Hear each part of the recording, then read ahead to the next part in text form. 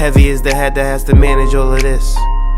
Hey everyone, welcome back to my channel. We're now incentivized to buy what we already buy.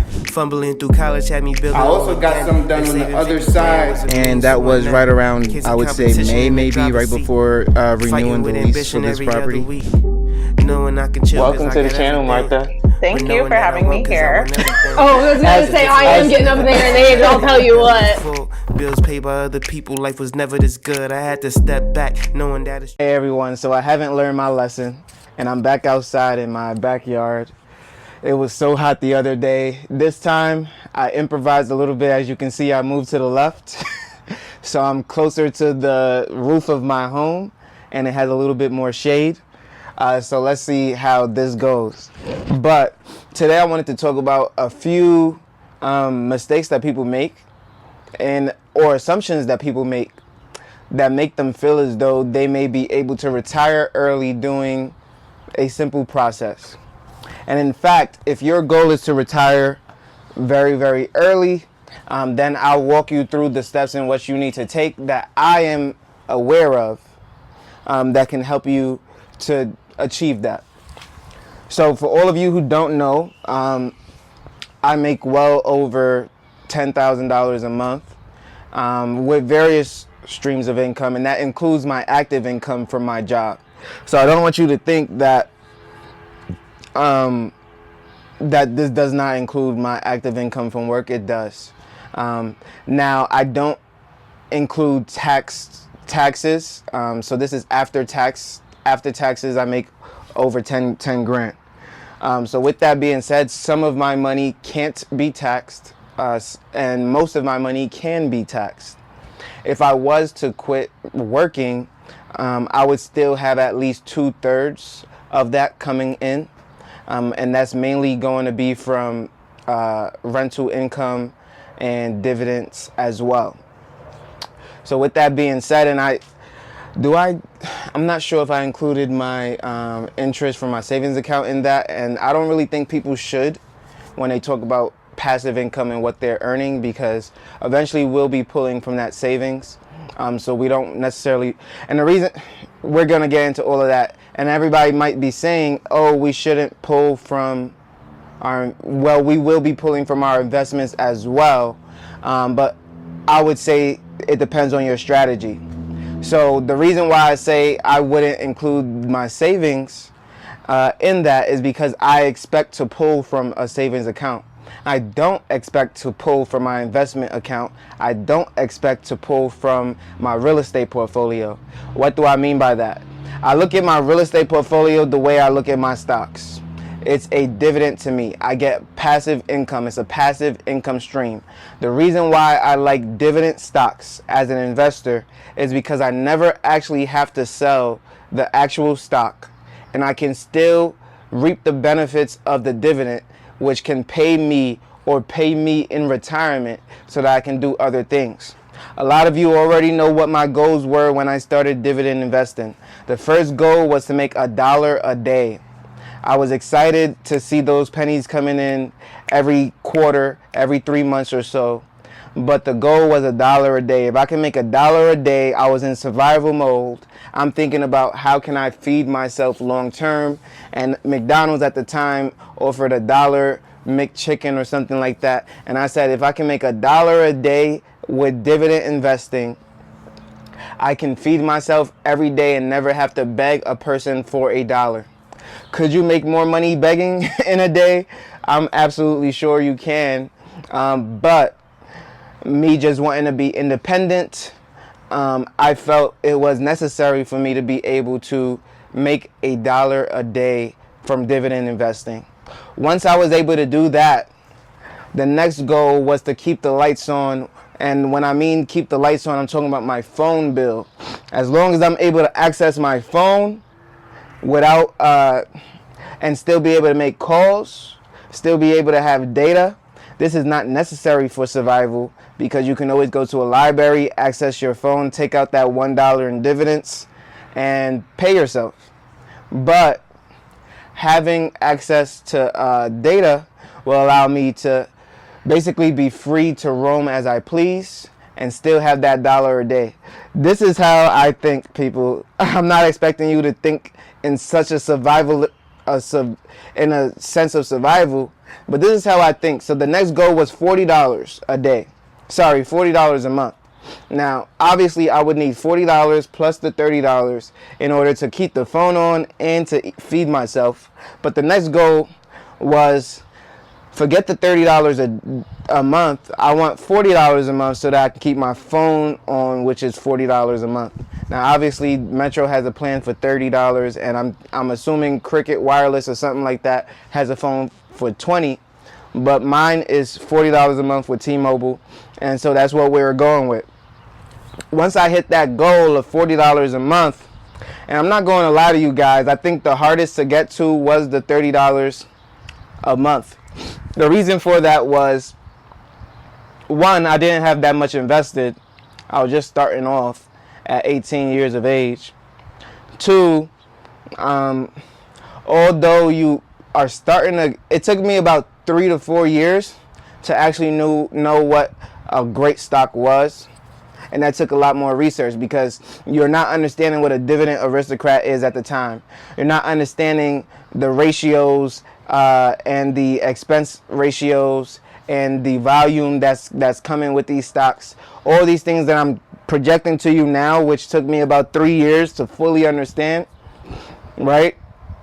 And that's why I always stick to the simple tactics. If you use it, if you love it, and if you believe it has a great future, then you should invest in it. Now, again, I'm not your financial advisor. I'm just an average guy on YouTube.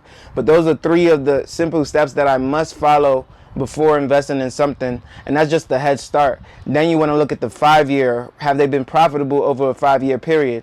Have they beat the S&P 500 over a 5-year period? Have they beat the total stock market over a 10-year period?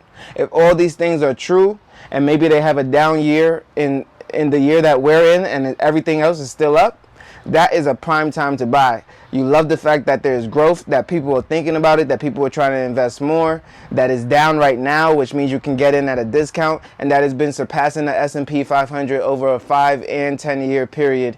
And you like it, you use it, you love it. It's a no-brainer. It's a win-win.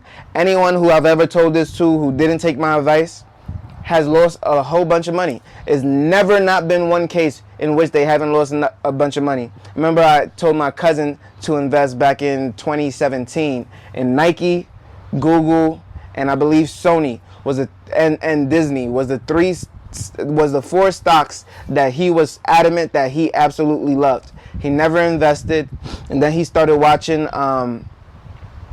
what's that other financial channel that's more like hood, like more, I'm not going to say ghetto because I don't want to disrespect the channel, but there's this new channel on Revolt that he absolutely loves, and he was like, man, you said all the same things, I never followed you, but they're saying the same things now, and I'm looking into it. Now he wants to invest. I mean, it's never too late. He's only in his 30s, but I say all that to say, if you follow all those parameters that I just gave you in the last 3 minutes just now, there's no way you're not successful. There's no way. Because if you're thinking about the company like Victoria's Secret, for example, I haven't researched Victoria's Secret, but if you're a woman watching and you like Victoria's Secret, you want to look at the 5-year, you want to look at the 10-year, you want to see, are they paying a dividend? Are they doing X, Y, and Z? Now, again, I'm a dividend investor for the most part. Yes, I do have some growth stocks like Tesla in my portfolio, but for the most part, I am a dividend investor, which allows me to keep my stocks and never have to sell while I can still get a passive income coming in. Now, is $40 going to allow you to retire early? Absolutely not. So the next goal was $100 a month. $100 a month. This took a lot longer than $30 to $40. As you can imagine, it was a $10 increase versus a $60 increase. And so I can tell you all that from $0 to $30 probably took about 3 years. And obviously, you can hit this a lot quicker if you do high dividend paying stocks, but I do not recommend you do that. That's what a lot of people do when they get into dividends, is that they'll choose the dividend stock that pays the most, that pays the highest. There's plenty of dividend stocks that have like a 13% dividend and all that good stuff. My dividends pay around 1.9 to 2%. On a good day, I'll be closer to like 2.4, 2.5% in my dividend payout. Could I be better? Absolutely. I could absolutely be better. I actually think that I can get to about 3.5, 4% just by doing a few tweaks to my portfolio. And that might be a topic for another day when I sit down with some financial minds. We'll go over my portfolio, we'll break it down, and we'll look at how can I personally get to about 3.5 to 4%. And the reason why I say 3.5 to 4%, because if you're looking for those dividends that pay 8, 9, 10%, they're not really that good. And you're not following the parameters that I set. You must use the company, you must like the company, you must love the company. A lot of people who get into dividend investing want to do the high dividend paying stocks because they want a big payout every single time. But the only reason that they're buying the company is because of their dividend. They don't know nothing about the company. The company is going down in value every single year. They're barely staying afloat. And the one that I can always think about that's top of mind is AT&T. I think they pay like a 6-7% dividend. A real nice dividend. But is AT&T ever going up in value, or are they going down? You might get a $20 payout from that stock, a $1,000 payout from that stock. But if they're going down $1 a year, are you really making money, or are you losing money in your equity? Right? So that's what you also have to keep in mind. The S&P 500 is an ETF, is not a stock. It does have a expense ratio of like 0.001%, but their dividend is like 1.96. So they make up the expense ratio and the dividend that they pay you, and it goes up in value 7 times out of every 10 years. And so that's a great way to invest. It's not 4%, it's not 5%, it's not really that attractive, but it's going to be honest, it's going to be true, and it's going to get you to where you want to go. Now, this is the strategy that I follow. I'm right around that 2%. I like to stay above 2%, but you know, as my portfolio goes up, that dividend rate kind of goes down just a little bit until they raise the dividend. You also want to look for companies that are growing their dividend over time. Those are good signs as well. Now next, obviously dividend investing didn't make me rich, and I don't think I really went over the timeline with you guys. So it took me about 3 years before I started, maybe 2.5 to 3 years before I started to see $30 in dividends every single month. And then it took me 1 year from that to get to $40 in dividends every single month, maybe a little less. And then to get to $100 in dividends every single month from there took me about 2.5 years, right? So it took 3 years from 0 to 30, 1 year from 30 to 40, and then 2.5 from 40 to 100. All right. So now I make well over $100 a month in dividend income, and then some months are better than others. I think there's like, now dividends pay out every quarter. I have well over 20 stocks in my portfolio, and so they're not all paying out in the same quarter, which I wouldn't want anyway. I wouldn't want to just be paid 4 times a year for my dividends. I like to be paid every single month, multiple times from all of my dividends. And so there are times where in a particular month, I'll get a whole lot more than I do in another month. Maybe I only get $40 from one company in the month, and that's the lowest month for me. And then in another month, I'll be getting like 200, 300. And then I have to wait 3 more months before I see that 200, 300 again. But again, that's just how it shakes up. Some dividend stocks pay out in other ways. Now, did that make me rich? Absolutely not. For all of you who watched my From Broke to Millionaire video, you know that when I was investing in individual stocks, I also invested in Acorns at the same time. That's when I was in 2020. I turned 10,000 into 11,000 with Acorns in less than a year. and then I used that to purchase a property along with some savings that I had built up.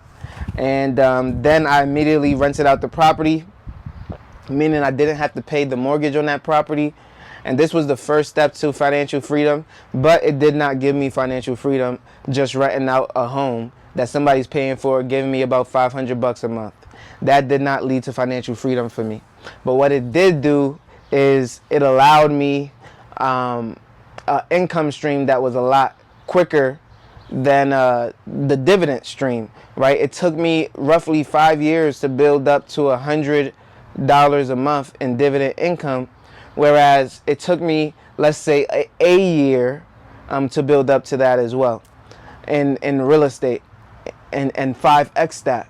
The difference was I obviously put a whole lot more down on the real estate than I did initially into the stock market. So you want to add some context, right? If I had put $20,000 in the stock market from day one, those year trajectories that I just listed to you would have been shattered a long time ago. I was starting my stock market journey, for all of you who know, with $2,000, and I didn't even invest it all. It was in the market, but it wasn't being used in stocks. It was basically like in a holdings account, and I would probably play with like $1,000 to $1,200 of that money. And I did a lot of swing trading in my first year. I did a lot of day trading as well. And these are the things that you just, again, testing the waters, starting to learn stocks. And so as I was doing that, as I got into the real estate game, obviously more money was being utilized, but a bigger reward was also coming from that as well. So I started to increase my input or my output into the stock market, and so that expanded my stocks as well. I started to diversify further into certificates of deposit, which I wouldn't recommend for investing purposes, but it is a great way to hedge against inflation. And I also started to invest in Series I bonds, which when inflation is super, super high, is really great because I was making like 9%, 10% on my Series I bonds, was really no risk. I mean, it's a government-backed security, and Series I bonds is always something that you can take a look at. I put up 10 grand into it. I did not re-up in 2024 because I don't like the fact that you have to hold it for about 5 good years. But it is good to look at that in about 4 years or 3 years or so. I can pull that money out and apply that to whatever the hell I need at that time. 10 grand isn't going to be life-changing for me now, but back then it was the ability to put a down payment on a property, which it still is today. Let's be real. You got a $200,000 property sitting around. You want to put 5% down. That's 10 grand. You want the seller to take care of the closing costs. You can probably still finagle that in this market, especially where property values might go down another 10% with higher interest rates for longer. So yes, it's definitely possible to still make deals happen with 10 grand. But if you're in New York, California, Massachusetts, Boston, that's going to be a lot harder for you to do. That's just the reality of it. And you might need a little bit more money than 10 grand to get started. So you might be asking, okay, so how did you actually start to achieve that financial freedom if it wasn't from your first property and it wasn't from dividend investing? Well, it's actually when I got into the Army is when my life really started to change for the better. Because people think that I went to the Army for various reasons, and I did. I went for various reasons. I wanted to get away. I wanted to explore my educational options. I wanted to do a lot more for myself. And I didn't want to be stuck in a box of just being a restaurant manager for the rest of my life. Was it good money? Absolutely. I was making well over $50,000 a year, and I was only 21, 22 years of age. So when I joined the Army, I was 22, and I was obviously making less money, but I had sold my car, so that was 10 grand back in my pocket, which again, you can do a lot with 10 grand at the time. And I already had a house giving me $500 a month, plus the Army income, plus I'm not spending money on rent and all these utilities and all that stuff. Now, I was still losing money, people, because I was making a lot more money in the restaurant industry. And that was one of the reasons why I actually wanted to get out of the Army. So when I finally did get out of the Army, I had bought this property that you see right here, right now. And what I did was I then house hacked the property, which means I wasn't even paying the rent on this property after the first month. So now I put $30,000 down on this house, and that's including the closing costs and everything else. So that was almost a third more than what I spent on the previous home. I spent $19,500 on the first one, including closing costs. So that's when I started to really see financial freedom. But it wasn't when I purchased the home. It was when I buckled down for the next 10 months because I was broke. Although I wasn't paying for nothing, I was still broke, right? So I had to get furniture. I had to get everything that a normal human being would need, a bed set, everything that a normal person would want to have. And so I don't even know why I got a whole new bed set, because I had a bed that I left in my uncle's place and I eventually brought it to this home. But I ended up putting it in a guest bedroom, and I had purchased a whole new bed set for some reason. It might have been my uncle in my ear telling me to get a real bed or something like that. That's probably the case, and that's probably why I had a new bed. But it all worked out because I had a furnished room, which I was able to rent out, and I was able to make a lot of good money from that. And I'm approaching a time now where I'm not going to say I made as much on this home already as I did in rent from not paying the mortgage. But I will say that, and I did a lot of upgrades to the house too. I did electrical upgrades. I did backyard upgrade. All this gravel that you see today, if you Google my property, you'll still see a all grass backyard. So you can tell I did a whole lot of work on this property. But I definitely on my rental home, I've already broken even on that purchase. So, and I'm not including that appreciation that also comes. Now, obviously homes don't always appreciate, but as an investor, I'm looking at it from the standpoint of, this is location. A lot of rental markets pretty close to, schools and churches. And so a lot of people would love to be in that type of area. And it's a really, really beautiful home. And it's really nicely remodeled. It was a renovated home. So it was basically turnkey. And I didn't even really live there. I only lived there for like 20 something days before going into the Army. And so after about 10 months of moving into this house that I'm now in, and I've been here for almost 3 years, if not more than 3 years now.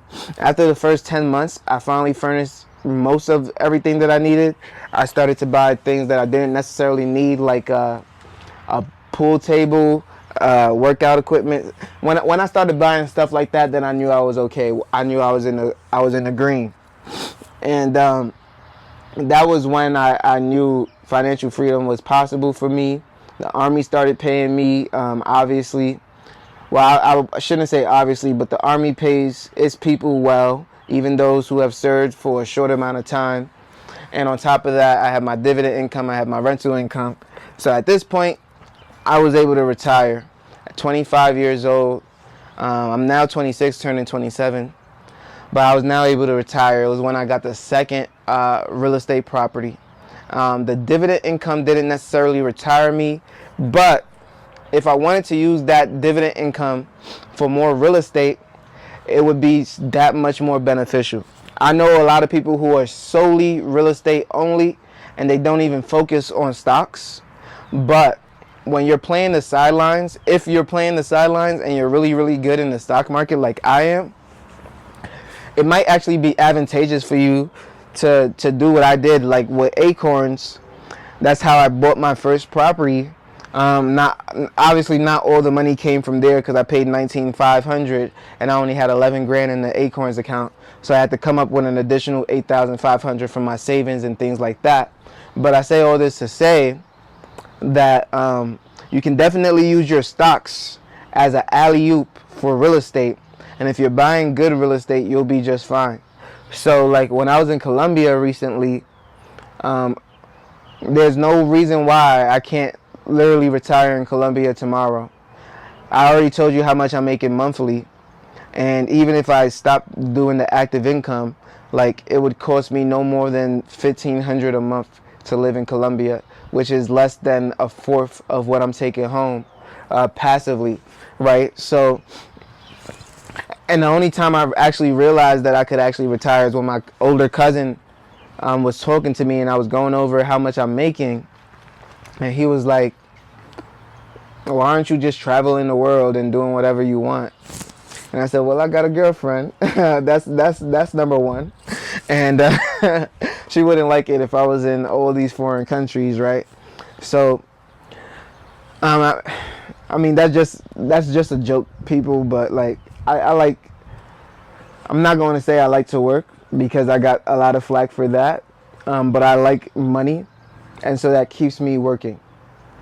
And that's just the honest truth. Like, if I always tell people I'm going to retire at 35, I've been telling my family that for years, and I don't even know what that really means for me as a person who likes to work, because like you don't just stop. Like, I've read so many articles, like when people stop working, they just fall over and die. Like, if I'm being 100% honest with you, and I don't want that for myself. So I know that I'm going to be doing some form of work. I'm not just going to be there like a vegetable, laying down all day in a big house with a nice car that I'm driving to nowhere. You know, like, I need things to do, people to see. And that's another reason why I started this YouTube channel, is because, like, who wants to be by themselves living their best life? And so if they can't afford it for themselves, then I need to now make additional income so that I can take people along with me. I want to go on vacation. Well, you can go. I can't do that right now, right? I can take myself on vacation. I can take another companion with me on vacation, maybe an additional companion with me on vacation. But when it gets to 3, 4, 5 people, I can't do that.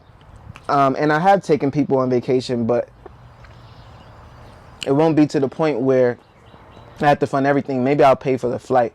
Maybe I'll pay for, a couple meals here and there. But to fund the entire trip is still not something that I would do. So with that being said, I hope what you get from this is that I don't want to say the more real estate you have, the better off you are, because a lot of people misconstrue that for buy any real estate property regardless of whether it's making money or not. Understand that I was making money from the first primary residence, and then I just bought the second one to essentially live for free. And because of that, I was able to stack. And it still took me 10 months on a good salary. I was making about 65 grand. And it still took me 10 months with no rental payments, no mortgage payments, to furnish the home itself. It was a lot. I wouldn't say it's a lot bigger because the other home was a 2-story home. But this time it was something for me to actually live in. Something that I actually decided I was going to lay roots in. And that means I had a good couch. It was two grand just for the couch. I had a nice bed set, $700 just for the bed set. I had a nice pool table, $800 for the pool table. I had a nice gym workout equipment that's like $1,000 for the bike, for the bench, for the weights, all that stuff. A nice dining room table that was like another $700. Changing the light fixtures in the home, changing the backyard, another $6,500. I didn't do the electrical that year, but that was $4,800 this year. There's a lot of stuff that I did. Then you got to have decorations, paintings, different types of light. I already had a TV that I purchased when I was renting, so I just brought that to the room. And then, different things, wine cellar, wine bar, all this nonsense that is needed. And eventually, you run up 10 grand. And that took me it took me 4 months to get all this stuff. And then it took me 6 months of saving to where I was like, okay, I have an emergency fund. I have everything that I absolutely need in order to be like self-sufficient and self-sustainable. If a rainy day happened, if anything happened, if I need to pay for my insurance deductible because the house burns down, whatever the case may be, I'm good to go now that my savings is where it needs to be. Because I don't plan on pulling from my stock market account, and I don't plan on selling any of my real estate properties, but I plan on receiving that dividend income and reinvesting it because I'm still young, and I plan on receiving that cash flow from the rental property and maybe paying on the principal of the home to pay it down more, or using that to invest in other things. And so basically I was able to have two people's income with one income. Essentially, that was basically the goal every single time. Every time I bought a property, it was in my own name, no help, no additional income, no additional funds. And then once I got the property, I used everyone else's income in order to supplement mine so that I can go ahead and do more. It's like, say I'm your significant other. Let's just use me as an example. And that significant other pays all the bills, which now allows me to do whatever I want with my money. And I decided to invest all the money or save all the money. It gives you a leg up. It gives you a step up. I also attribute that to, let's say you're 30, 20, and you're living with your parents. The same mindset, as long as you have some decent parents, I would hope. You're able to save, you're able to invest. Maybe they're asking you for $200, $300 a month, no big deal. Even $500 a month, no big deal. But you're able to invest, you're able to do what you need to do. 5-10 years is no reason for you to not have everything that you want in life, you know, as long as you're spending money the right way. So if I actually had stayed home with my parents and had stacked up and saved, same thing would apply. I would have just had it all cash and took my talents elsewhere eventually, because my first offer was to actually live in New Jersey.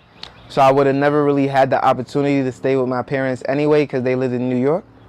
My first real job offer was in New Jersey, so I would have been on my own regardless. So coming to Ohio and starting a life here is all the same to me. I wouldn't have had the benefit of staying with a family member. Now, I did have that benefit here in Columbus, Ohio. I chose to leave, which wasn't necessarily a wise decision, but it was the best decision for me. And of course, I could have stacked and saved more, but I essentially do that now in my own home, so I'm not tripping about it at all. But basically, if you want to be successful, you're going to need other people to pay your bills so that you can focus your money on investing and saving. That's just the bottom line. And once you have that down packed, over the years, as time goes on and progresses, you'll get that appreciation, you'll get that principal pay down, you'll get that dividend income compounding on each other, and you'll just have money just working for you in all different facets of your life that you won't even have to really think about it or consider it in any way. It just keeps coming. And I'm at the point where it's just going to continue to come. I'm opening up a new set of income streams with YouTube and everything else. But if you have any questions, how long did it take you to do this? How long did it take you to do that? How did you market to get more renters? How did you advertise yourself? You know, all these things. You know, because it's not easy to advertise as a 20-something-year-old guy on Facebook. You know, people are like, oh, it's not your home. Oh, you're lying. And then some random guy would just Google me on the MLS or Google me on the county's website and find me and be like, oh yeah, it is his house, and you're absolutely wrong. And you know, that's happened. I've had somebody actually do their due diligence, find out it's my home, because I'm not hiding from anybody. And you know, those are good feelings when people actually do their research, but bad feelings when they just automatically assume that the home is not yours. So there's a lot of hurdles in real estate as well that you have to think about and that you have to consider. But yeah, I mean, if you like the video, make sure you leave a like, comment, and subscribe to the channel. You know, I post every single day at 8 a.m. daily on YouTube and on Rumble, and I can't wait to see you on the next one.